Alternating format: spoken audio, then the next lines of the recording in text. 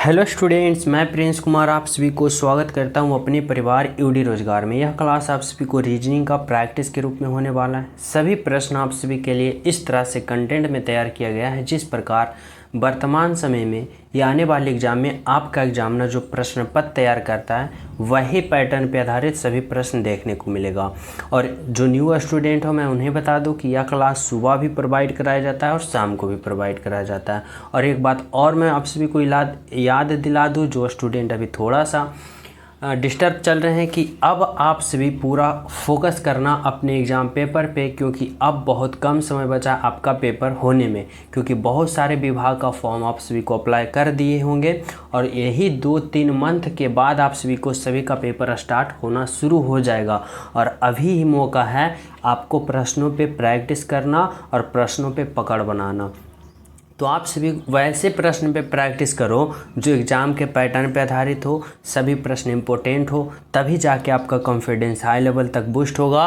और जब आप लोग ज़्यादा प्रश्नों पे प्रैक्टिस करोगे तो ज़्यादा नंबर इंक्रीज होगा, और जब नंबर इंक्रीज होगा तो 100% आप सभी का सिलेक्शन होगा। समझ पा रहे हो हमारी बातों को? चलो मैं शुरू करता हूँ। पहला प्रश्न देखो, पहला प्रश्न क्या करा है भाई? पहला प्रश्न दिया गया है जो कि यह कोडिंग डिकोडिंग का प्रश्न है।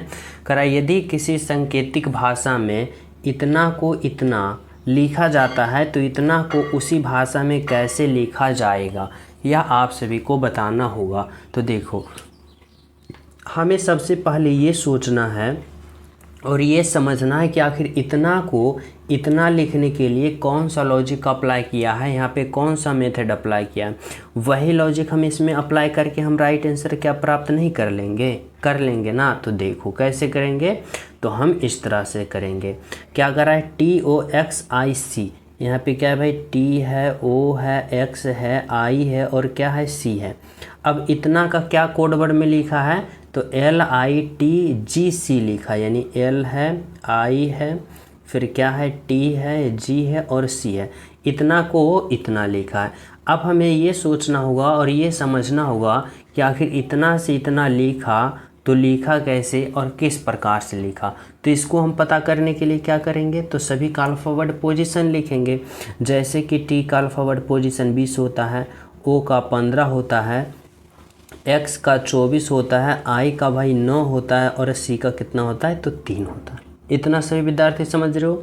फिर देखो, L का 12 होता है, I का 9 होता है, T का 20 होता है और फिर G का 7 होता है और C का 3 होता है। अब हमें यहाँ पे समझना होगा कि आखिर इसमें अप्लाई जो किया हुआ कौन सा लॉजिक अप्लाई किया। जैसे कि हम कैसे समझेंगे? तो हम इस तरह से समझेंगे कि देखो, T से कहाँ पे जा रहा है भाई? तो L, यानी T को L लिख रहा है तो किस प्रकार लिख रहा है? तो देखो, T का 20 और L का 12, यानी 20 से 12 लिखा तो क्या किया भाई? तो माइनस का 8 किया। समझना, 20 में कितना घटा दिया? तो माइनस का 8 घटा दिया। यहाँ पे क्या आ गया? 12 आ गया।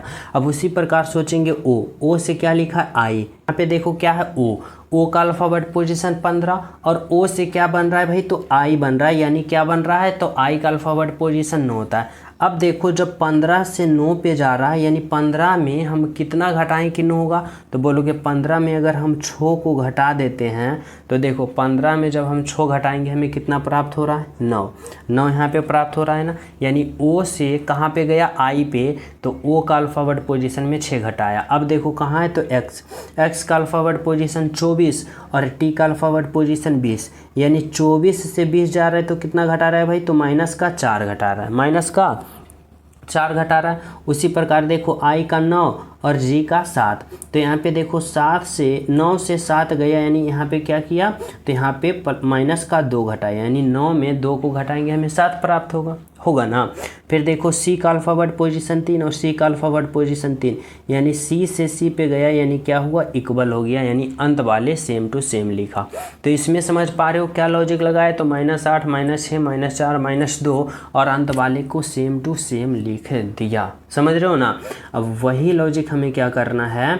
तो वही हमें इसमें अप्लाई करना है। इतना के सभी का अल्फ़ाबेट पोजीशन पहले लिखेंगे। तो देखो, M का अल्फ़ाबेट पोजीशन 13 होता है, A का 1 होता है और फिर R का कितना होता है? 18 होता है, K का कितना होता है भाई? 11 होता है और S का कितना होता है? तो S का 19 होता है। अब हमें क्या करना है? तो अब हमें यहाँ पे ये करना है कि देखो हमें m का अल्फ़ाबेट पोजीशन कितना पता है, तो m का अल्फ़ाबेट पोजीशन 13 होता है। अब 13 में हमें क्या घटाना है, तो 13 में हमें 8 को घटाना है, समझना। 13 में हम क्या घटाएंगे, 8। जब 13 में 8 घटाएंगे हमें कितना प्राप्त होगा, तो हमें प्राप्त होगा 5। 13 में हम 8 घटाएंगे हमें कितना प्राप्त होगा, 5। और 5 जो होता है वह किसका अल्फ़ाबेट पोजीशन होता है, ई का। तो यहाँ पे क्या लिखेंगे, ई। समझ पा रहे हो। अब देखो यहाँ पे क्या है, ए का अल्फ़ाबेट पोजीशन कितना है, 1। यानी ए में हमें कितना घटाना है, 1 में यानी माइनस का 6 घटाना है। यानी आप लोग इस तरह से समझना, कन्फ्यूज कहीं नहीं होना है। कैसे समझना है, इस तरह से कि ए में हमें 6 घटाने के लिए करा, यानी ABCD में देखो ए होता है, ए के बैक साइड चलना है, यानी पीछे से चलना है कितना, तो 6 स्थान पे। तो देखो पीछे चलो ना, तो देखो ए से पहले क्या होगा, जेड से पहले क्या होगा, बाई, और बाई से पहले एक्स के पहले क्या होगा, डब्लू के पहले भी, और भी के पहले यू। इस तरह से आप लोग समझते हो। बैक में भी इस तरह से चलना है। तो देखो हमें कितना माइनस करने के लिए कह रहा है, तो माइनस का 6, यानी 6 अल्फ़ाबेट हमें पीछे जाना है। तो देखो 1 2 3 4 1 5 और 1 6, यानी छठा में हमें क्या मिल गया भाई, तो हमें यू मिल गया। यानी यहाँ पे क्या होगा, तो यहाँ पे यू होगा। समझ पा रहे हो, क्या होगा, यू होगा। आगे देखो आर का अल्फ़ाबेट पोजीशन कितना है भाई, 18। अब 18 में क्या हमें घटाना है, तो 18 में हमें 4 का घटा देना है। तो 18 में 4 को घटाएंगे 14, और 14 जो अल्फ़ाबेट पोजीशन होता है वह किसका होता है, तो एन का। यानी यहाँ पे क्या देंगे, तो एन। समझ रहे हो। आगे देखो के का अल्फ़ाबेट पोजीशन 11, और 11 में इस बार कितना घटाना है, तो माइनस का 2। 11 में 2 घटाएंगे हमें कितना प्राप्त होगा, तो यहाँ पे प्राप्त होगा 9, और 9 जो अल्फ़ाबेट पोजीशन होता है आई का, यानी यहाँ पे आई देंगे। और अंत वाले को सेम टू सेम लिखेंगे, यानी एस है तो यहाँ पे एस ही लिखेंगे। अब बताओ आप लोग कि कौन सा ऑप्शन में ये दिख रहा है, EUNIS। देखो EUNIS बोले तो ऑप्शन नंबर 1 में दिख रहा है, जो कि क्या है, आपका राइट आंसर और बिल्कुल सही और बिल्कुल सत्य। कौन सा, तो ऑप्शन नंबर ए। समझ पा रहे हो। तो चले हम सब नेक्स्ट प्रश्न पे। तो देखो अगला प्रश्न समझना क्या कर रहा है भाई, 2 नंबर का प्रश्न। इसमें आप लोग थोड़ा सा समझने की कोशिश करना। कैसे, तो इस प्रकार से यहाँ पे करा है ना कि RAIN का कोड संख्या 42 है, तो SUN का कोड संख्या क्या होगा। देखो यह भी कोडिंग डिकोडिंग वाले ही प्रश्न हैं, लेकिन इसमें लॉजिक जो लगाया है कुछ इस तरह से लगाया है, आप लोग को समझना पड़ेगा। कैसे, तो देखो यहाँ पे क्या है, RAIN, यानी R है, A है, फिर क्या है भाई, I है, और फिर N है। अब इतना का जो कोडवर्ड लिखा ना, वह क्या लिखा, तो 42 यानी 42 लिखा। इतना का कोडवर्ड क्या लिखा, तो 42 लिखा। 42 लिखा ना। अब हमें ये सोचना होगा कि आखिर इतना का कोडवर्ड 42 लिखा तो कैसे लिखा, यही ना पता करना है। तो इसके लिए हम क्या करेंगे कि इन सभी का अल्फ़ाबेट पोजीशन लिखेंगे। जैसे कि देखो R का 18, ए का अल्फ़ाबेट पोजीशन 1, आई का अल्फ़ाबेट पोजीशन 9, और एन का अल्फ़ाबेट पोजीशन 14। ठीक है। अब हमें यहाँ पे इस तरह से समझना है कि इतना को आपस में हम इस तरह से कैलकुलेशन करें कि हमें 42 आ जाए। कैसे, तो इस प्रकार से अगर मैं इन सभी को आपस में जोड़ता हूँ, क्या करता हूँ भाई, इन सभी को आपस में जोड़ता हूँ। जैसे कि कितना होता है भाई, तो 18 प्लस का 1 19, और 19 और 9 कितना होगा, 28, और 28 और 14 को जोड़ेंगे कितना होगा, तो यहाँ पे 28 और 14 की बात करें ना, तो देखो 28 14 8 4 12 2, और फिर यहाँ पे क्या हो जाएगा, तो 2 1 3 1 बकाया 4, यानी कितना आया, 42 यहाँ पे देखो है ना, बिल्कुल है। अब वही लॉजिक क्या करना है कि यही लॉजिक अब हमें अप्लाई किस में करना है, तो SUN में। देखो यहाँ पे क्या होगा, तो S होगा, U होगा, N होगा। अब हमें क्या करना है कि यहाँ पे सभी का अल्फ़ाबेट पोजीशन को जोड़ना है। तो देखो S का अल्फ़ाबेट पोजीशन कितना होता है भाई, 19 होता है।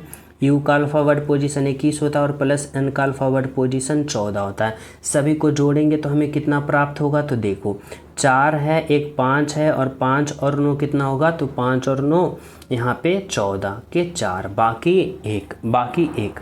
फिर देखो 1 है, 2 3 और 1 4 और 1 बकाया 5, यानी कितना आया भाई, तो यहाँ पे 54 आया, यानी 54 आया, जो कि कौन सा ऑप्शन में है, तो ऑप्शन नंबर 4 में है आपका राइट आंसर। तो समझ पा रहे हो इसमें कैसे किया। तो इसमें सिंपल से सभी का अल्फ़ाबेट पोजीशन लिखा, उसको जोड़ दिया और वही इसका कोड संख्या बना दिया और वही हमारा राइट आंसर हो गया। समझ पा रहे हो। चलो बिल्कुल सही। देखो 3 नंबर का प्रश्न समझना।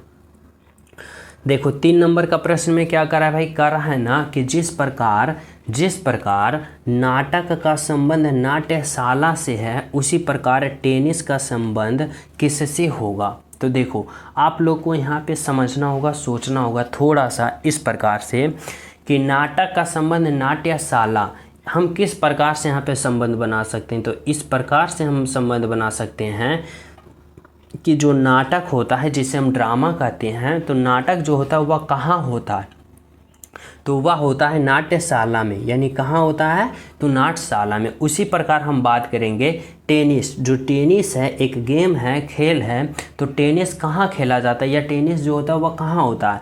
बोलोगे कहाँ होता है भाई, तो यह कोर्ट में होता है। यानी कोर्ट, यानी इस प्रकार से समझना कि नाटक को खेलने की जगह को हम क्या कहते हैं, तो नाट्यशाला कहते हैं। क्या कहते हैं, नाट्यशाला।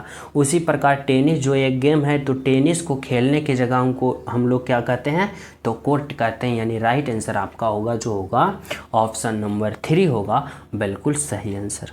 समझ पा रहे हो क्या होगा, तो ऑप्शन नंबर 3। तो चले नेक्स्ट पे। तो देखो, और जो स्टूडेंट क्लास को अभी तक लाइक नहीं किए हो सभी प्रिय स्टूडेंट क्लास को लाइक कर देना, ज़्यादा से ज़्यादा क्लास को शेयर करना, और जो न्यू हो ना तो चैनल सब्सक्राइब करके बेल आइकन प्रेस जरूर कर लेना, क्योंकि आप सभी के पास ऐसे पैटर्न पर आधारित प्रश्नों को पहुंचना अति आवश्यक हो जाता है जब आप लोग सिलेक्शन लेना चाहते हो तो।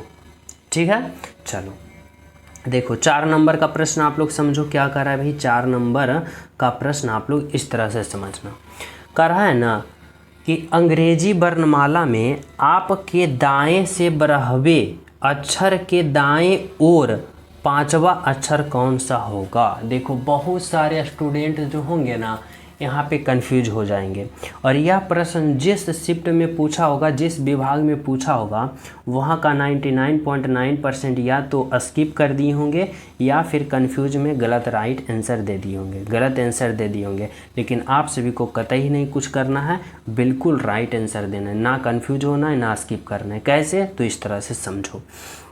देखो हमें क्या कर रहा है ना, कर रहा है अंग्रेजी वर्णमाला। अब अंग्रेजी वर्णमाला कहने का मतलब है ना एग्जामिनर का कि यहाँ पे ए से स्टार्ट होगा और जेड तक पहुँचना है, और इसके बीच जितने भी अल्फ़ावर्ड होता है उसे हम क्या कहते हैं, अंग्रेजी वर्णमाला। यानी अल्फ़ावर्ड की संख्या को अंग्रेजी वर्णमाला कहते हैं।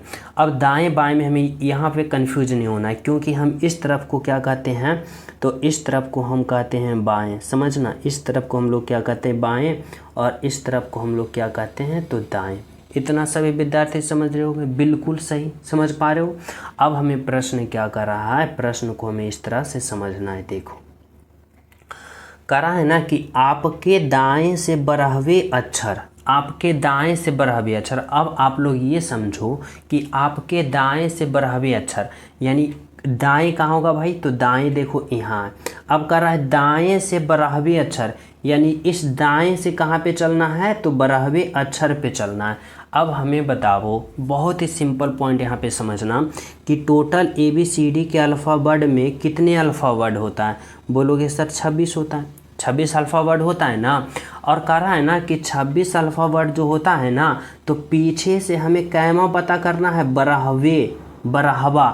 अब देखो हमें ये समझना होगा, देखो अब हमें क्या करना है, तो जब 12वें अक्षर निकालना है ना, तो आप लोग यहाँ पे कंफ्यूज नहीं होना, पहले आप लोग समझो, डाउट हो तो कमेंट में करना। देखो कर रहा है ना 12वें अक्षर जब हम तब निकालेंगे जब हम 26 में कितना को घटाएंगे, 11 को। बोलोगे सर 26 में हम 11 को क्यों घटाएं, कर रहा है 12वें अक्षर तो 12 ने घटाएंगे, नहीं। यहाँ पे कह रहा है ना कि इधर से होते होते होते यहाँ पे जो 12वां अक्षर आएगा ना वह बताना है। यानी 11 को इधर जितना होगा उसको काटना है, उसी को ख़त्म कर देना है। हमें ओनली 1 चाहिए, क्या चाहिए, 12वें अक्षर चाहिए। तो 12वें अक्षर हमें प्राप्त करने के लिए 11 को हम माइनस करेंगे ना। समझ पा रहे हो हमारी बातों को, बिल्कुल सभी विद्यार्थी समझ रहे हो। ठीक है, आगे देखो, जब हम 26 में 11 को घटाएंगे तो हमें कितना प्राप्त होगा, तो हमें प्राप्त होगा 15। जब हम 26 में 11 को घटा देंगे, इस तरह से आप लोग समझो। किस तरह से? तो यहाँ पे इस तरह से समझना कि 26 में हम 11 अक्षर को घटा दिए तो हमें क्या प्राप्त हो गया? 15वां। यानी जब हम इधर से जब हम 12वीं अक्षर पे आएंगे ना, इधर से हम इस तरह से यहाँ पे समझना, इसको मिटा देते हैं। देखो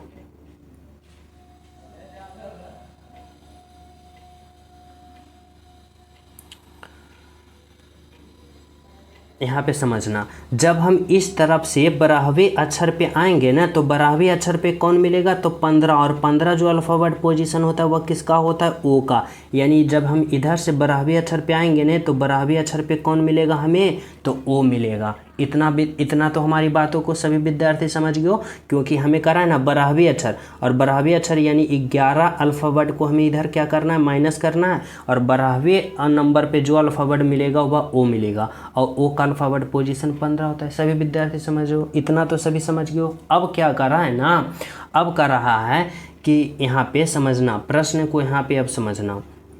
कर रहा है आपके दाएं से 12वें अक्षर के दाएं ओर, यानी यहाँ पे जब हम आ गए ना, यहाँ पे जब आ गए तो कर रहा है 12वें अक्षर के दाएं ओर 5वां, यानी दाएं ओर। और दाएं ओर कहाँ होगा? तो देखो दाएं ओर इधर होगा। दाएं ओर देखो यहाँ है तो इधर नहीं होगा दाएं ओर। और वही प्रश्न कर रहा है कि 12वें अक्षर के दाएं ओर 5वां अक्षर, यानी यह जो यहाँ पे 12वां अक्षर ओ आया, और ओ के दाएं ओर 5वां अक्षर कौन होगा? यानी इधर से दाएं ओर 5वां अक्षर। तो देखो 1 2 3 4 5, यानी यहाँ पे ओ होगा। तो यहाँ पे क्या होगा? पी होगा, फिर क्यू होगा, आर होगा, एस होगा, और यहाँ पे क्या होगा भाई? तो टी होगा। यानी क्या कर रहा है? तो दाएं से 12वें अक्षर के दाएं 5वां अक्षर कौन है? तो यहाँ पे देखो टी है, बोले तो ऑप्शन नंबर 4 है। समझ पा रहे हो? इतना डिटेल से हमें इसलिए समझाना पड़ा कि यहाँ पे बहुत सारे स्टूडेंट कंफ्यूज हो जाएंगे। इस प्रकार का प्रश्न है, समझ रहे हो? लेकिन यहाँ पे कंफ्यूज नहीं होना है। तो आप लोग यहाँ पे समझ गए हो, सभी विद्यार्थी अगर समझ गए हो तो लाइक वाले बटन को दबा दो, ठीक है? और प्यारा सा कमेंट जरूर करना अंत में इस क्लास के बारे में कि कैसा लगा यह क्लास। चलो अगला प्रश्न देखना क्या करा है 5 नंबर का। देखो 5 नंबर का जो प्रश्न है ना, करा है सुमन 15 मीटर पश्चिम की ओर चलती है। देखो यह जो प्रश्न है ना, यह डायरेक्शन वाले प्रश्न है।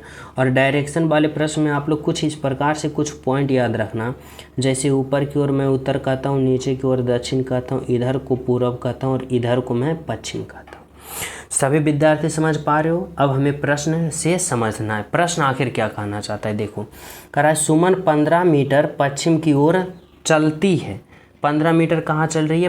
15 मीटर पश्चिम की ओर।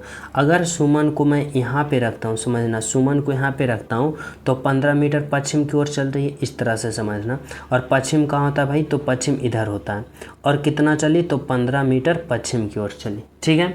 करा इसके बाद वह दाईं ओर मुड़ती है और 15 मीटर चलती है। यहाँ से वह कहाँ मुड़ी? तो दाईं ओर मुड़ी। देखो इस तरह से समझना, 1 मिनट। अगर सुमन को मैं यहाँ पे रखता हूँ और सुमन को यहाँ पे रखता हूँ और 15 मीटर चलाता हूँ इस तरफ पश्चिम की ओर, 15 मीटर कहाँ चली? तो 15 मीटर पश्चिम की ओर चली, ठीक है? करा इसके बाद वह दाईं ओर मुड़ती है और 15 मीटर चलती है। जब यहाँ आई ना तो यहाँ से दाईं ओर मुड़ेगी और 15 मीटर चली, और दाईं ओर मुड़ेगी तो किधर होगा भाई? तो दाईं ओर इधर होगा। और इधर कितना चली? तो इधर भी 15 मीटर ही चली, समझ गए हो? अब कर रहा है कि और फिर वह बाईं ओर मुड़ जाती है और कितना चलती है? 10 मीटर चलती है। अब यहाँ जब आई ना तो यहाँ से बाईं ओर मुड़ी, और बाईं ओर कहाँ होगा भाई? तो इधर होगा। और बाईं ओर मुड़ी और कितना चली? तो बाईं ओर मुड़ी और 10 मीटर का चली, 10 मीटर का चली, ठीक है? अब प्रश्न क्या कर रहा है? कर रहा है कि फिर वह अपने बाईं ओर मुड़कर 15 मीटर चलती है। जब यहाँ पे पहुँची ना तो यहाँ से पुनः बाईं ओर मुड़ी और 15 मीटर चली, और पुनः बाईं ओर मुड़ेगी तो कहाँ आएगी? नीचे की ओर आएगी। और कितना चली भाई? तो यहाँ पे भी 15 मीटर ही चली, 15 मीटर ही चली। अब प्रश्न को आप लोग समझना कि प्रश्न आपसे से क्या कहना चाहता है। कह रहा है बताइए कि उसके चलने के प्रारंभिक स्थान से वर्तमान स्थान कि सबसे छोटी दूरी कौन सी है। देखो एग्जामिनर का कहने का मतलब है ना कि प्रारंभ बिंदु यहाँ से स्टार्ट की थी और पहुँच गई है कहाँ पे, वर्तमान स्थान पे यहाँ पे पहुँच गई है। अब यहाँ से यहाँ के बीच छोटी दूरी बताना, या ना कि लॉन्ग दूरी यानी लंबा दूरी पूछेगा तो ये हो गया, फिर ये हो गया, फिर ये हो गया और फिर ये हो गया। लेकिन हमसे पूछ रहा है ना, हमसे पूछ रहा है छोटी दूरी, और छोटी दूरी के कहने का मतलब क्या होगा, कम से कम दूरी कैसे होगा। तो देखो ये दूरी तो होगा 15 मीटर, और 15 मीटर और फिर ये दूरी होगा। अब देखो ये इतना है कितना, 15 मीटर, और ये कितना है 10, तो ये भी कितना होगा 10, यानी 15 और 10 को जोड़ेंगे तो कितना होगा, तो 25 मीटर। यानी हमारा राइट आंसर क्या होगा, तो ऑप्शन नंबर 1 होगा 25 मीटर, यानी क्या होगा, छोटी दूरी तो 25 मीटर। समझ पा रहे हो, आपका राइट आंसर क्या होगा, तो ऑप्शन नंबर 1 होगा। ठीक है, चले नेक्स्ट पे। तो देखो 6 नंबर का प्रश्न समझना क्या कर रहा है भाई, 6 नंबर का आप लोग प्रश्न समझना, बहुत ही यहाँ पे इम्पोर्टेंट प्रश्न है। कैसे, तो देखो यह ब्लड रिलेशन का प्रश्न है। यहाँ भी बहुत सारे स्टूडेंट कंफ्यूज हो जाएंगे। देखो हमारे पास जितने भी प्रश्न हैं ना, हम इस पैटर्न पे आप सभी को पैटर्न पे यहाँ पे प्रश्न को सेट करते हैं, ताकि जब आप लोग प्रैक्टिस सेट लगाओ तो उससे आप लोग कुछ ना कुछ सीखो। आप लोग को क्या करना है ना, बहुत सारे स्टूडेंट ऐसे होते हैं कि वैसे प्रश्नों पे प्रैक्टिस लगाने के लिए खोजते हैं जिसमें आप लोग अगर 20 प्रश्न है तो 20/20 प्रश्न हमें सोल्व होना चाहिए, तो होना चाहिए, राइट आंसर आना चाहिए तो आना चाहिए, चाहे वह हल्का ही क्यों ना हो। तो एग्जामिनर, आपका एग्जामिनर तो वैसे नहीं देगा आपका मर्जी के अनुसार। एग्जामिनर ऐसा प्रश्न इस समय वर्तमान में उठा रहा है ना कि आप लोग को कैलकुलेशन बहुत ही सिंपल रहेगा, लेकिन लॉजिक बहुत ही भरपूर रहेगा। और वही प्रश्न आप सभी को अगर यहाँ पे कमांड कर लिए वैसे प्रश्न पे, तो आपको सिलेक्शन होगा। और हमारे इस क्लास के माध्यम से वैसे ही प्रश्न दिया जाता है, कैलकुलेशन बहुत ही कम, लॉजिक भरपूर रहता है। जैसे कि इस प्रश्न में समझना, देखो प्रश्न कितना सिंपल है, बस आप लोग को समझना पड़ेगा। करा यदि बी की माँ ए की माँ की पुत्री है तो बताइए कि ए का बी से क्या संबंध है। देखो कितना छोटा प्रश्न है, लेकिन लॉजिक बहुत ही लगा है। कैसे, ऐसे कराए यदि बी की माँ, देखो अगर मैं यहाँ पे क्या करा है, बी की माँ, यहाँ पे कौन है भाई, तो बी की माँ है। ठीक है, मैं मान लिया बी की माँ। कराए बी, यदि बी की माँ ए की माँ की पुत्री है, यानी ए की जो माँ है ना, ए की माँ की पुत्री कौन है, तो ए की माँ की पुत्री कौन है, तो बी की माँ। समझना, यही एग्जामिनर कहना चाहता है। अब आप पे निर्भर है कि कितना समझ पाते हो। तो देखो कैसे है, कह रहा है बी की माँ, यानी बी की जो माँ है ना, ए की माँ और ए की माँ की पुत्री है कौन, तो बी की माँ। समझ रहे हो, ये कहना चाहता है एग्जामिनर। अब पूछ रहा है कि ए का संबंध बी से क्या है, यानी बी जो है ए को क्या कहेगा। अब पहले आप लोग को ये स्ट्रक्चर समझना होगा। देखो यहाँ पे देखो ए की ये माँ हो गई, ठीक है, ए की ये माँ हो गई, और फिर इसकी पुत्री कौन हो गई, बी की माँ। यानी ए जो है और बी की माँ जो है, ये दोनों क्या होगा, तो ये दोनों भाई बहन का रिलेशन होगा। यानी ये स्त्रीलिंग होगी और ये पुल्लिंग होगी, यानी दोनों क्या होगा, तो भाई बहन का रिलेशन होगा। क्योंकि देखो ये माँ है और इसका कौन है, तो ये पुत्र है, ये पुत्र है, और ये कौन है, तो इसकी पुत्री है। लेकिन ये बी की ये कौन है, माँ है। इतना समझ पा रहे हो। अब हमें ये सोचना है, एग्जामिनर कह रहा है कि ए का बी से क्या संबंध है, यानी यह बी जो है ना ए को क्या कहेगा। तो देखो बी जो है ये कौन है, माँ, और माँ का ये कौन हो गया, भाई। अब बताना कि माँ के भाई को क्या कहा जाता है, तो मामा कहा जाता है। यानी बी जो है ए को क्या कहेगा, तो मामा कहेगा। समझ पा रहे हो, क्या कहेगा, तो मामा कहेगा। इस प्रकार से कहेगा, किस प्रकार से, तो इस प्रकार से कहेगा, क्योंकि ए की माँ ये है और ए की माँ की दो बेटा है। एक कौन है, तो इसकी माँ ये जो पुत्री है, और ये कौन है, पुत्र है, और इसकी बेटी कौन है, इसका यहाँ पे ये कौन है, पुत्र बी है। अब बी जो है ए को क्या कहेगा, तो देखो इसका माँ ये हुआ और माँ का ये कौन हो गया, भाई हो गया। अब माँ के भाई को क्या कहा जाता है, मामा कहा जाता है। इस तरह से आप लोग को समझना होगा। समझ रहे हो ना, चलो बिल्कुल राइट आंसर। देखो 7 नंबर का प्रश्न समझना क्या कर रहा है। यदि प्लस का अर्थ भाग है, गुना का अर्थ घटाव है, भाग का अर्थ गुना है, और घटाव का अर्थ जोड़ है, तो इतना का मान क्या होगा। देखो हमें इतना का हल करना है, कैसे, तो इस प्रकार से, जैसे जैसे कहेगा उस प्रकार से। यहाँ पे क्या है भाई, तो यहाँ पे 9 है, फिर देखो जोड़ है, जोड़ का अर्थ क्या है, भाग है, तो भाग देंगे यहाँ पे 3, फिर क्या है भाग, भाग का अर्थ क्या है गुना, तो यहाँ पे गुना देंगे 4, फिर यहाँ पे क्या है घटाव, घटाव का अर्थ क्या है जोड़, तो जोड़ देंगे 8, फिर देखो गुना, गुना का अर्थ क्या है घटाव, तो घटाव देंगे 2। अब हम क्या करेंगे, तो इसका हल करेंगे, यानी बोर्ड मास का प्रयोग करते हुए राइट आंसर प्राप्त करेंगे। यानी पहले भाग, फिर गुना, फिर जोड़, अंत में घटाव। समझ पा रहे हो। चलो देखो, जब हम 9 में 3 से भाग देंगे कितना प्राप्त होगा भाई, 3 प्राप्त होगा। 3 तिया का 9, गुना का 4 होगा, प्लस का 8 होगा और माइनस का 2 होगा। ठीक है, अब देखो क्या करेंगे, तो अब गुना करेंगे, 4 गुने का 3, 4 तिया का 12, प्लस का 8 और माइनस का 2। अब क्या करेंगे, 12 और 8 को जोड़ेंगे, 12 8 20, और 20 में जब 2 घटाएंगे हमें कितना प्राप्त होगा, 18। यानी बोले तो राइट आंसर क्या होगा, ऑप्शन नंबर 1। क्या होगा, तो ऑप्शन नंबर 1 होगा। समझ पा रहे हो। तो चले नेक्स्ट प्रश्न पे। तो देखो अगला प्रश्न आप लोग समझना क्या कर रहा है भाई, तो 8 नंबर का प्रश्न आप लोग के लिए है। क्या एग्जामिनर आप सभी से कहना चाहता है, देखो यहाँ पे आप सभी से एग्जामिनर कहना चाह रहा है ना कि श्रृंखला को पूर्ण करें, श्रृंखला को पूर्ण करें, और वो भी किसका सीरीज दे रखा है, तो नंबर सीरीज दे रखा है कि इस भाट के जगह जो होगा ना आखिर क्या होगा, किस प्रकार से होगा, आपको राइट आंसर प्राप्त करना है। कैसे, तो देखो इस तरह से। सबसे पहले देखो यह सीरीज क्या है, कैसे है, तो देखो यह सीरीज जो है ना धीरे धीरे इंक्रीज हो रहा है, धीरे धीरे स्टेप बाय स्टेप इंक्रीज हो रहा है, यानी बढ़ रहा है। तो हमें क्या लॉजिक लगाना है, तो सिंपल सा लॉजिक हमें इस तरह से करना है कि देखो 11 से 13 गया, प्लस का कितना हो गया भाई, तो प्लस का 2 हुआ। फिर देखो 13 से 17 गया, प्लस का 4 हुआ। 17 से 19 गया, प्लस का 2 हुआ। 19 से 23 गया तो क्या हुआ, तो 19 से 23 गया यानी प्लस का 4 हुआ। और 23 से 25 गया, प्लस का 2 हुआ। अब अगले पद हम निकालेंगे तो क्या करेंगे, अब सीरीज आप सभी को पता होगा, +2 + 4 +2 + 4 +2, तो इस बार हमें क्या करना है, प्लस का 4 करना है। अब जब हम 25 में प्लस का 4 करेंगे, 25 और 4 हमें कितना प्राप्त होगा, तो 29 प्राप्त होगा। बोले तो ऑप्शन नंबर 2 होगा आपका राइट आंसर और बिल्कुल सही आंसर। समझ पा रहे हो, क्या होगा, तो ऑप्शन नंबर 2।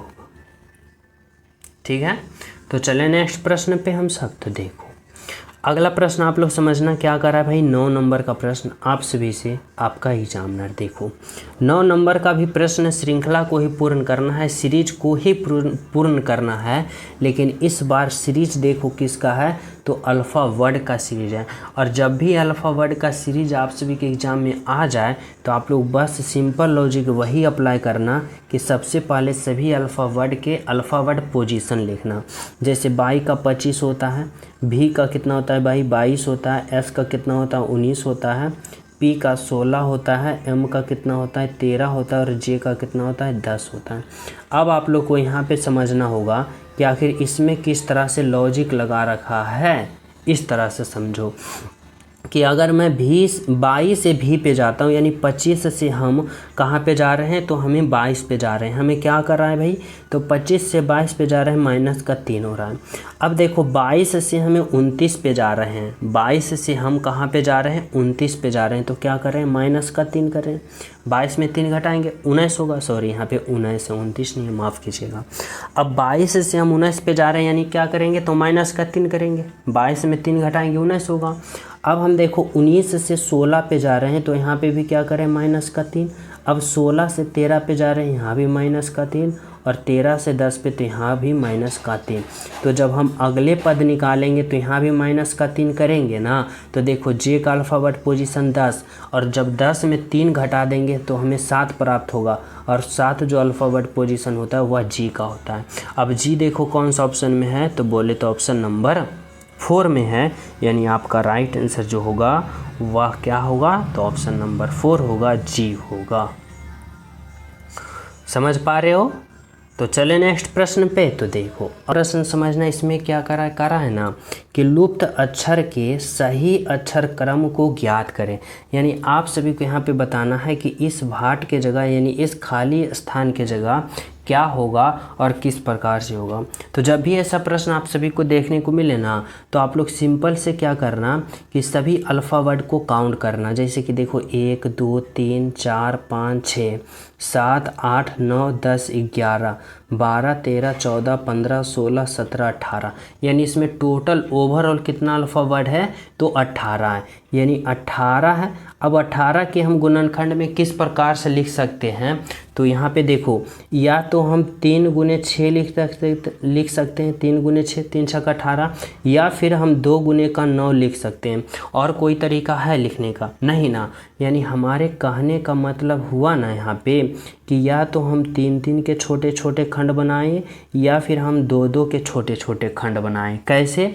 तो इस तरह से, अगर हम देखो 3-3 के छोटे छोटे खंड बनाते हैं, इस तरह से हम 3-3 के छोटे छोटे खंड बनाते हैं। देखो बना दिए। अब हमें यहाँ पे क्या करना है, इसको फिलअप करने में आसान होगा। कैसे? तो देखो यहाँ पे ट्रिपल ए है, यहाँ पे देखो क्या है, ट्रिपल ए है, ठीक है। अगर मैं यहाँ पे बी भरता हूँ तो देखो ट्रिपल बी, यहाँ पे अगर मैं ए भरता हूँ तो ट्रिपल ए, अगर यहाँ पे बी भरता हूँ तो ट्रिपल बी, यहाँ पे भी अगर बी भरता हूँ तो ट्रिपल बी। यानी हमें पूर्ण रूप से यह सीरीज फिलअप हो गया। तो क्या क्या भरे, तो यहाँ पे बी भरे, यहाँ पे ए, फिर बी, और यहाँ पे फिर भी भरे। यानी क्या हुआ, तो बी ए बी बी कौन सा ऑप्शन में है, बी ए डबल बी, देखो ऑप्शन नंबर 3। यानी हमारा जो राइट आंसर होगा ना, वह क्या होगा, तो ऑप्शन नंबर 3 होगा, जो कि बिल्कुल सही है और बिल्कुल सत्य है। तो ऐसे प्रश्न में क्या करना है, तो सभी का अल्फ़ावर्ड काउंट कर लेना है, और अल्फ़ावर्ड काउंट करने के बाद जितना संख्या आएगा उनका गुणनखंड करके छोटे छोटे खंडों में विभक्त कर देना है। बिल्कुल ही कम समय में राइट आंसर प्राप्त कर पाओगे। ठीक है, समझ रहे हो ना। चलो अगला प्रश्न देखना क्या करा है भाई, तो 11 नंबर का प्रश्न देखो। 11 नंबर का प्रश्न यहाँ पे आप सभी से कहना चाहता है ना आपका एग्जामिनर, कि बाघ और चौपाया और हाथी, यानी इन तीनों के लिए आप लोग कौन सा ऑप्शन चयन करोगे ताकि इन तीनों का एक साथ सही संबंध बता पाओ। तो कौन सा ऑप्शन चयन करोगे और कैसे करोगे, समझना। अगर मैं चौपाया की बात करें, पहले आप लोग देखो, बहुत सारे स्टूडेंट ऐसे होंगे जो चौपाया का मतलब ही नहीं समझ पा रहे होंगे कि आखिर चौपाया क्या होता है। तो देखो, चौपाया हम उसे कहते हैं ना कि जिसका 4 पैर होता है, जैसे चौपाया जीव, चौपाया जानवर। तो चौपाया जानवर हम उसे कहते हैं जिसका 4 पैर होता है, उसे हम क्या कहते हैं, चौपाया जानवर। अब चौपाया जानवर के लिए गोला मैं बनाता हूँ। तो देखो, बाघ जो है ना, यह भी चौपाया जानवर है क्योंकि इसके पास भी 4 पैर है, तो यह भी चौपाया के अंदर आ जाएगा। हाथी की बात करें, इसके पास भी 4 पैर है, यानी यह भी कहाँ आ जाएगा, तो यह भी चौपाया के अंदर आ जाएगा। और कौन सा ऐसा ऑप्शन दिख रहा है, तो ऐसा ऑप्शन नंबर 3 दिख रहा है, जो कि क्या है आपका राइट आंसर और बिल्कुल सही है, ऑप्शन नंबर 3 है। समझ पा रहे हो क्या है ऑप्शन नंबर, तो ऑप्शन नंबर 3। तो चले हम सब नेक्स्ट प्रश्न पे। तो देखो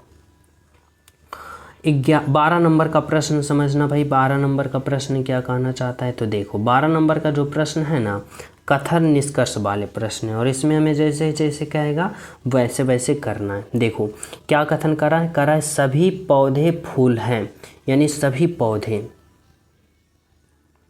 यहाँ पे जितने भी पौधे हैं ना, यह सभी पौधे क्या है, तो यह सभी पौधे जो है ना वह फूल के अंदर है। किसके अंदर है भाई, तो यह सभी पौधे फूल के अंदर, यानी सभी पौधे फूल है। ठीक है, अब कर रहा है कुछ फूल कलम है, यानी यहाँ पे हमें ये क्या कर रहा है भाई, तो कुछ फूल, यानी फूल का जो है ना यह कुछ भाग, फूल का कुछ भाग जो है ना वह कलम है। इस तरह से समझना। देखो क्या कर रहा है कि फूल, कुछ फूल कलम है, यानी फूल का हमें कुछ भाग लेना है, और फूल का कुछ भाग क्या है, तो कलम है, यानी यहाँ पे क्या होगा, कलम होगा। ठीक है, अब क्या कर रहा है निष्कर्ष, निष्कर्ष को हमें समझना है। निष्कर्ष कर रहा है कि सभी कलम पौधे हैं। कलम देखो कहाँ है, यहाँ पे। पौधे कहाँ है भाई, यहाँ पे। अब बताओ कि सभी कलम पौधे के अंदर है, कतई नहीं है, यानी क्या होगा, तो 1 गलत होगा। अब 2 को देखो, कह रहा है कुछ फूल पौधे हैं, कुछ फूल यहाँ पे हैं, पौधे यहाँ पे, और कुछ फूल पौधे हो सकते हैं। तो देखो पौधे जो है ना फूल के अंदर हैं, तो कुछ फूल पौधे हो सकते हैं, यानी क्या होगा, तो निष्कर्ष 2 सही निकलता है। यानी क्या होगा, केवल और केवल निष्कर्ष 2 निकलता है, यानी आपका राइट आंसर ऑप्शन नंबर 2 होगा। क्या होगा? ऑप्शन नंबर 2 होगा। समझ पा रहे हो? तो चले हम सब अगले प्रश्नों पे। तो देखो अगला प्रश्न आप लोग समझना, 13 नंबर का प्रश्न क्या कर रहा है, आप लोग समझने की कोशिश करना। कर रहा है पवन की घड़ी में अंकों के स्थान पर क्रमित निशान अंकित किए गया है, ठीक है। और यदि किसी दर्पण के सामने रखने पर उसकी घड़ी दर्पण की प्रतिबिंब 4:16 प्रतीत हो रहे हैं, तो बताएं कि घड़ी में उसका वास्तव समय क्या होगा। देखो इतना लंबा डायरेक्शन देने से आप लोग घबराना नहीं, क्योंकि बहुत ही सिंपल प्रश्न है। बिल्कुल इसका कहने का मतलब है ना कि अगर किसी घड़ी के दर्पण प्रतिबिंब को 4:16 दिखाई दे रहा है, ठीक है, तो कर रहा है कि घड़ी में उस समय का वास्तव में कितना बज रहा है। इस तरह से समझो कि देखो यहाँ पे कोई घड़ी है और घड़ी के सामने कोई दर्पण लगा है, और जो घड़ी में जितना बज रहा है ना, वह टाइम जब आप लोग दर्पण में देखते हो ना, तो 4:16 दिखाई दे रहा है। तो हाँ, आपसे एग्जामिनर कहना चाहता है कि वास्तविक जो घड़ी में बज रहा है वह कितना बज रहा है। और जब भी ऐसा प्रश्न आ जाए ना, तो बस आप लोग एक ही ट्रिक अप्लाई करना। क्या करना कि 11:60 में जो समय दिया रहेगा ना, उसको घटा देना है। तो 4:16 दे रखा है, यानी 4:16 को हमें घटा देना है। देखो डायरेक्शन से इतना लंबा चौड़ा से हमें कुछ नहीं मतलब रखना है, यानी घबराना नहीं है। बिल्कुल हमें ये टाइम पता करना है और घटा देना है 11:60 में। जैसे कि यहाँ पे देखो, यहाँ पे क्या हो जाएगा, 4 हो जाएगा, और ये 5 में से 1 जाएगा, ये 4 हो जाएगा, और 11 में से 4 जाएगा, तो यहाँ पे कितना होगा, तो 7, यानी 7:44 हमें दिखाई देगा वास्तविक समय। यानी वास्तविक घड़ी में कितना बजा हुआ होगा, तो 7:44 बजा हुआ होगा। समझ रहे हो? तो इस तरह से आप सभी को एग्जामिनर आप सभी को फंसाने की कोशिश करता है लंबा चौड़ा डायरेक्शन देके, लेकिन यहाँ पे हमें घबराना नहीं है, ठीक है। चलो देखो 14 नंबर का प्रश्न समझना। क्या करा भाई? 14 नंबर का प्रश्न करा, निम्नलिखित शब्दों का उपयुक्त क्रम क्या होगा। यानी इसका कहने का मतलब है ना कि देखो काटना है, पहनना है, निशान लगाना है, नापना है, सिलना है। अब आप सभी को यहाँ पे बताना होगा कि सबसे पहले आप लोग के लिए जो होगा वह क्या करोगे, यानी सबसे पहले क्या करोगे। तो देखो ऐसे प्रश्न को हम इस तरह से समझते हैं। किस तरह से? इस तरह से समझना। हमें सोचना होगा कि सबसे पहले जो होगा ना वह क्या होगा, और अंत में जो होगा ना फाइनल क्या होगा। तो देखो हमें यहाँ पे क्या कर रहा है, तो इसको पढ़ने से हमें पता चला है ना कि कोई बात कर रहा है वह काटने, सिलने, पहनना, नापना, यानी कपड़ा की बात कर रहा है। तो सबसे पहले हमें देखो यहाँ पे क्या होगा, तो सबसे पहले हम क्या करते हैं, नापना, यानी हम नाप लेते हैं, यानी क्या होगा, डी नंबर, ठीक है भाई, नाप लेते हैं। नापने के बाद हम लोग क्या करते हैं, तो नापने के बाद कपड़ा को हम लोग क्या कहते हैं, निशान लगाते हैं, यानी सी नंबर, ठीक है। निशान लगाने के बाद हम लोग उसे क्या कहते हैं, कट लगाते हैं, यानी काटना, यानी कि ए नंबर। जब हम काट लेते हैं उसके बाद अंत में क्या करते हैं, तो उसे काटने के बाद हम उसे सीते हैं, यानी सिलना, यानी ई नंबर। और जब उसे हम सी लेते हैं तो फिर क्या कहते हैं भाई, उसे हम पहन लेते हैं, यानी बी नंबर, सिंपल सा। तो सबसे पहले क्या किए, तो सबसे पहले हम नापें, फिर निशान लगाएं, फिर काटें, फिर सिलना, और फिर अंत में पहनना। समझ रहे हो? तो इस तरह से आप लोग को राइट आंसर प्राप्त करना है। चलो देखो अगला प्रश्न क्या कर रहा है भाई, तो यहाँ पे 15 नंबर का प्रश्न देखो। 15 नंबर का प्रश्न आप सभी से क्या कहना चाहता है, कह रहा है ना कि यहाँ पे लुप्त संख्या ज्ञात करें। लुप्त संख्या ज्ञात करें यानी मिसिंग नंबर बताना है आप सभी को, इस तरह से कि जिस प्रकार यहाँ पे 80 आया ना, जिस प्रकार से 207 आया ना, उसी प्रकार से इस भाट के जगह जो होगा आखिर क्या होगा और किस प्रकार से होगा, आप लोग को समझना है। तो हमें कैसे करना है, तो देखो हमें इस तरह से सोचना होगा, यहाँ पे हमें इस प्रकार से करना है कि 12 और 8 को आपस में इस तरह से कैलकुलेशन करें कि हमें कितना प्राप्त हो जाए, तो हमें 80 प्राप्त हो जाए। हमें ये सोचना है। फिर सोचना है कि 16 और 7 को हम आपस में इस तरह से कैलकुलेशन करें कि 207 आ जाए, और 25 से 11 से हमें यहाँ पे राइट आंसर आ जाए। तो कैसे हम यहाँ पे समझेंगे, तो हम इस प्रकार से यहाँ पे समझेंगे। देखो अगर हम यहाँ पे 12 और 8 से 80 लाना चाहते हैं तो यहाँ पे सिंपल तरीका हम अपनाएंगे।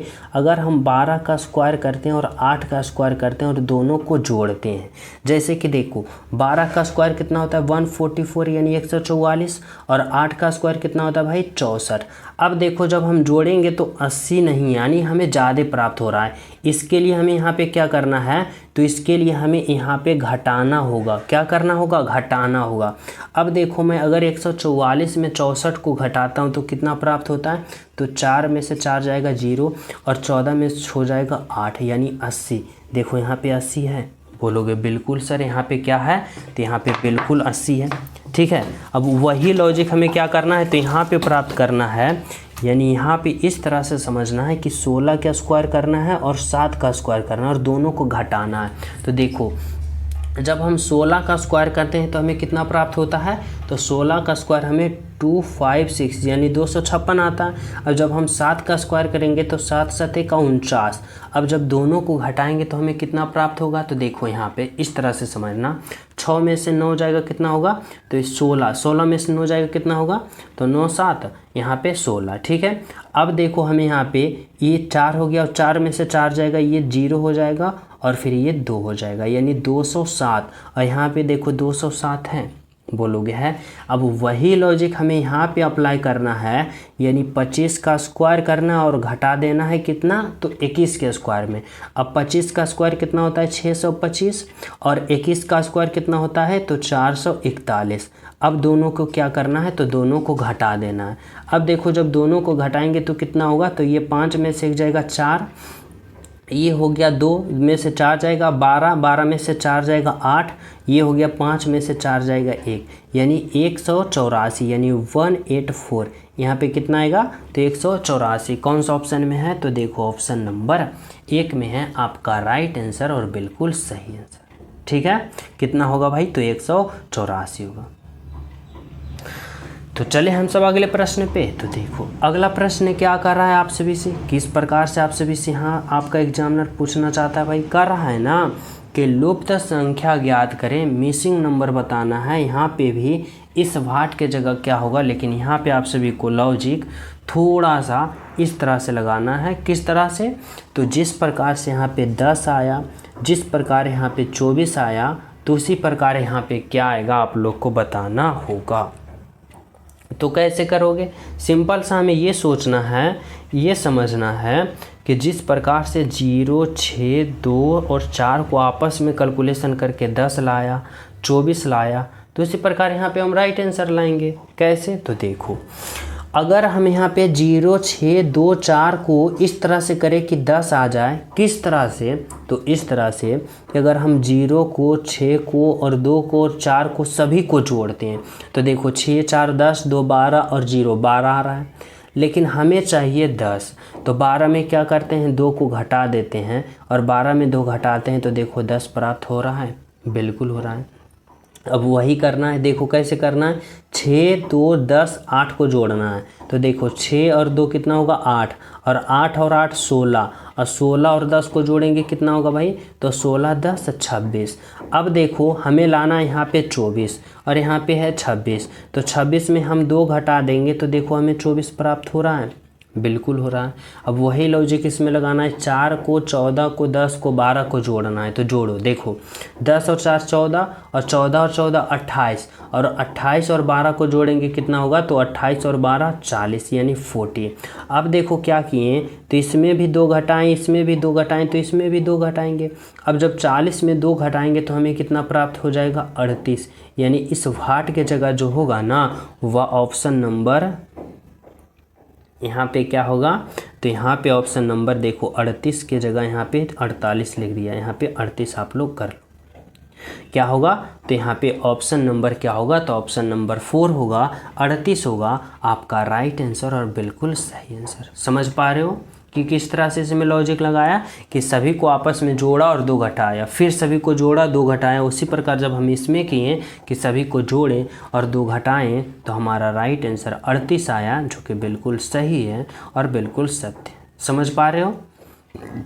तो चले हम सब अगले प्रश्न पे। तो देखो 17 नंबर का प्रश्न समझना भाई। 17 नंबर का प्रश्न आप सभी से क्या कहना चाहता है, देखो 17 नंबर का जो प्रश्न है ना, कैलेंडर से प्रश्न है, इसमें कंफ्यूज नहीं होना है, पहले आप लोग को समझना पड़ेगा। देखो कह रहा है यदि किसी महीने की 9 तारीख रविवार के 3 दिन बाद पड़ती है, समझना प्रश्न का लैंग्वेज बहुत ही स्टैंडर्ड है। कह रहा है तो उस महीने की 18 तारीख को कौन सा होगा। देखो सबसे पहले प्रश्न का लैंग्वेज आप लोग को समझना पड़ेगा। क्या कर रहा है भाई, कह रहा है किसी मंथ यानी कोई भी एक वर्ष का मंथ उठा लो, यानी कोई भी मानो, कह रहा है ना कि 9 तारीख जो है ना वह रविवार के 3 दिन बाद पड़ती है। यानी रविवार यहाँ पे है, क्या है, रविवार को मैं यहाँ पे माना, और रविवार के 3 दिन बाद कौन तारीख पड़ती है, तो 9 तारीख। यानी रविवार के 3 दिन बाद, यानी 1 दिन 2 दिन और 3 दिन, यानी रविवार 9 तारीख जो है ना रविवार के 3 दिन बाद पड़ती है। यानी 3 दिन, 1 दिन 2 दिन 3 दिन बाद जो पड़ती है वह कौन सा दिन पड़ती है, तो 9 तारीख। इस तरह से यहाँ पे आप लोग को समझना होगा, ठीक है। अब कर रहा है ना प्रश्न, अब कर रहा है यहाँ पे, कर रहा है तो उसी माह की 18 तारीख को कौन सा दिन होगा। अब देखो जब ये रविवार है तो ये दिन हमें पहले पता करना है कि 9 तारीख को कौन सा दिन है। तो देखो ये रविवार है तो ये क्या होगा, सोम, ये मंगल, ये बुध, और ये 9 तारीख को क्या होगा भाई, तो 9 तारीख के गुरुवार होगा। क्या होगा, 9 तारीख के गुरुवार। पहले हमें ये पहले लाइन आप लोग बताओ कि ये लाइन आप लोग समझ पाए हो कि नहीं। कह रहा है 9 तारीख जो है ना, ये जो 9 तारीख जो है, कह रहा है रविवार के 3 दिन बाद, रविवार के 3 दिन बाद वाले दिन जो है ना वह 9 तारीख पड़ेगा। तो 1 दिन 2 दिन 3 दिन, और ये वाला दिन है जो 9 तारीख पड़ेगा। और 9 तारीख को क्या दिन है, तो देखो रविवार, सोम, मंगल, बुध, और ये क्या होगा, गुरुवार। यानी 9 तारीख को गुरुवार हो गया। समझ पा रहे हो इतना। अब आप लोग को आगे समझना होगा इस तरह से, किस तरह से, यहाँ पे कह रहा है तो उसी माह के 18 तारीख को कौन सा दिन होगा। अब देखो आप लोग हमारे बात को ये समझो पहले इस प्रकार से कि अगर ये मानो कि अगर आज गुरुवार है तो आज से 7 दिन बाद जो होगा ना वह क्या होगा, तो आज से 7 दिन बाद जो होगा वह गुरुवार ही होगा। अगर आज मान लो कि गुरुवार है तो आज से 7 दिन बाद भी गुरुवार होगा। यानी 9 दिन में अगर हम 7 दिन आगे चलते हैं तो 9 तारीख से में अगर हम 7 तारीख को जोड़ देते हैं, और जब 9 तारीख में हम 7 तारीख को जोड़ेंगे तो हमें कितना प्राप्त होगा, तो 9 और 7 16, यानी 16 तारीख को भी जो होगा ना वह गुरुवार ही होगा। क्या होगा, गुरुवार ही होगा। इतना बात को हमारे समझना पड़ेगा आप सभी को। 16 तारीख को भी जो होगा ना वह गुरुवार ही होगा। लेकिन हमें पूछ रहा है क्या, 18 तारीख को। तो 16 तारीख के बाद क्या होता है, 17 तारीख, और 17 तारीख के बाद क्या होता है, 18 तारीख। अब देखो 16 तारीख के बाद 16 तारीख को गुरुवार है तो 17 तारीख को क्या होगा, तो यहाँ पे शुक्रवार होगा, और 18 तारीख को क्या होगा भाई, तो यहाँ पे शनिवार होगा। बोले तो ऑप्शन नंबर 4 होगा।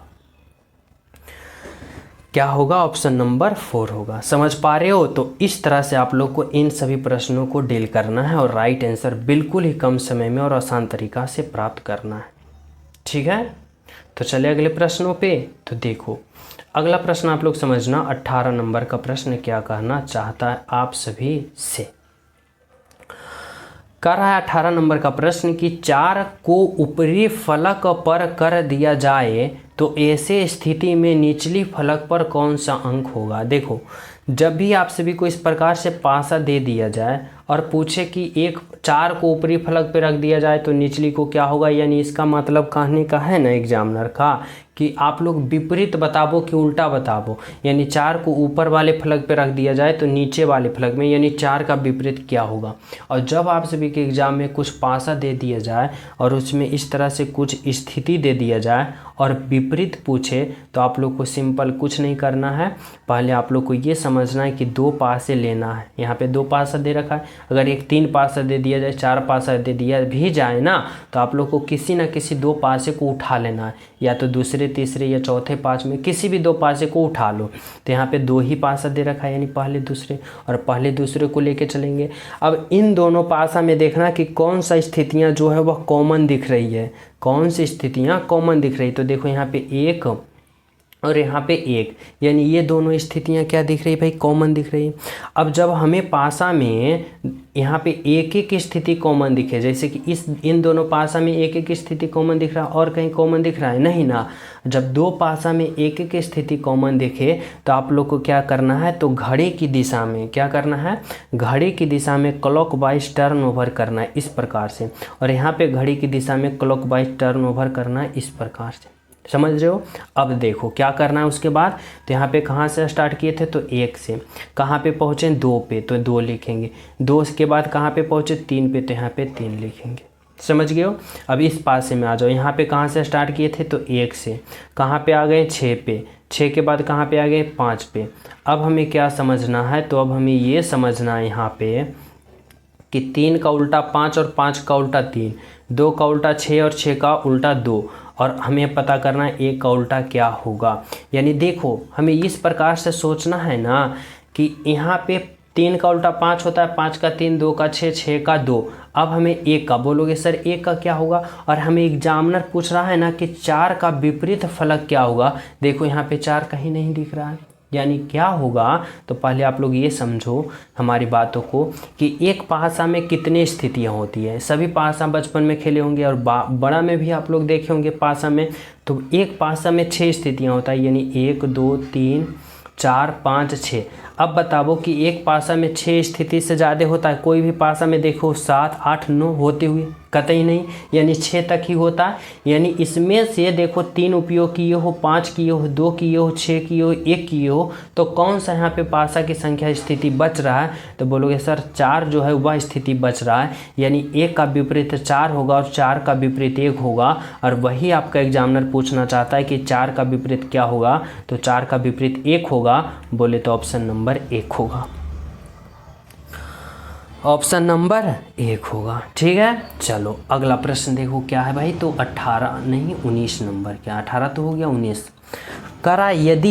यदि जल को भोजन कहा जाए, समझना, जल को भोजन कहा जाए, भोजन को वृक्ष, वृक्ष को आसमान, आसमान को दीवार, तो फल कहाँ लगेगा, फल कहाँ होगा। अब आप लोग हमें ये बताओ कि फल जो है ना, या जो फल है वास्तविक में कहाँ होता है, फल जो है या वास्तविक में कहाँ होता है, बोलोगे सर फल जो होता है वास्तविक में वृक्ष पे होता है, वृक्ष पे वास्तविक में होता है। लेकिन एग्जामिनर क्या कर रहा है ना, कर रहा है वृक्ष को आसमान कहा जाता है, यानी फल जो है कहाँ लगेगा, तो आसमान पे लगेगा, यानी आपका राइट आंसर ऑप्शन नंबर 1 होगा। ठीक है, चलो अगला प्रश्न देखो क्या कर रहा है भाई, 20 नंबर का प्रश्न आप लोग समझना। देखो 20 नंबर का जो प्रश्न है ना, कर रहा है कि 40 विद्यार्थी की एक कक्षा में राजू का क्रमांक 19वां है, यानी एक कक्षा है जिसमें 40 विद्यार्थी हैं, राजू का क्रमांक 19वां है, तो अंतिम से उसका क्रमांक क्या होगा। बहुत ही सिंपल, बहुत ही आसान, बहुत ही इंपॉर्टेंट प्रश्न है, इसलिए मैं यह प्रश्न आप सभी को होमवर्क के रूप में देना चाहता हूँ। सभी विद्यार्थी इस प्रश्न का राइट आंसर कमेंट में बताना कि क्या होगा और किस प्रकार से होगा। और जो स्टूडेंट क्लास को लाइक नहीं किए हो, सभी प्रिय स्टूडेंट क्लास को लाइक कर देना, ज़्यादा से ज़्यादा शेयर करना, और जो न्यू हो चैनल पे पहली बार हो तो चैनल सब्सक्राइब करके बेल आइकन प्रेस कर लेना, क्योंकि अगर आप लोग सिलेक्शन चाहते हो तो ऐसे प्रश्नों पे प्रैक्टिस करना पड़ेगा ही पड़ेगा। समझ रहे हो ना, तभी आप सभी को कॉन्फिडेंस हाई लेवल तक पहुंचेगा। तो ठीक है, मिलते हैं आप सभी को अगले क्लास में, और अंत में प्यारा सा कमेंट जरूर करना इस क्लास के बारे में, आप सभी को कैसा लगा। मिलते हैं अगले क्लास में, जब तक सभी प्रिय स्टूडेंट को हमारे तरफ से जय हिंद।